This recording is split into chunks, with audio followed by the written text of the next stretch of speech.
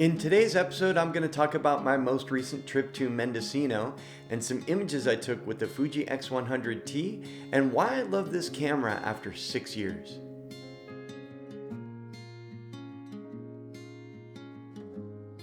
If you watched my last video, it's pretty obvious that I love this camera.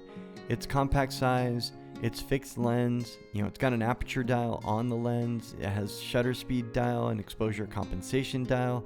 The only thing you have to go into the menu for is going to be ISO, other than the regular setup of the camera. It is so much fun to use. I purchased it close to 6 years ago and I am still enjoying it, if not more now than the day I purchased it. It was perfect for this adventure into Mendocino.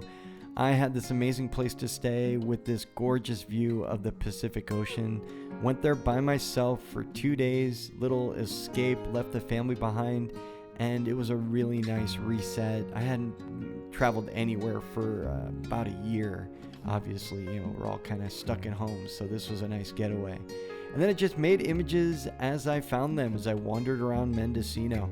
I had a blast with this X100T making these images. It was the perfect environment for black and white, and I'll let these images kind of speak for themselves.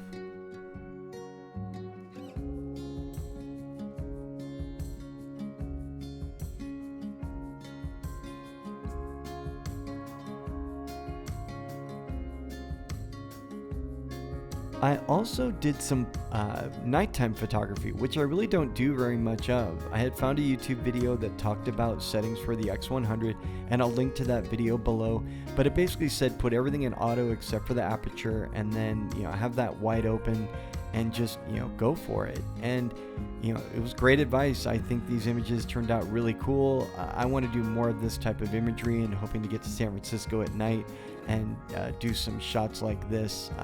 I think I could have a lot of fun with this type of photography, and I'm really curious what your thoughts are.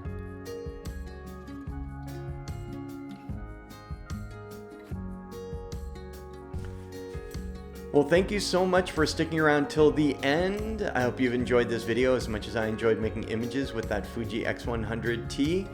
There is more to come. I've got a shoot in San Francisco that I'm going to be doing with my Fuji X-T1 with the 35mm attached. And I'm waiting on some rolls to come back from my Nikon FE2, getting back into shooting some film. So you have that to look forward to. So yeah, till next time, take care.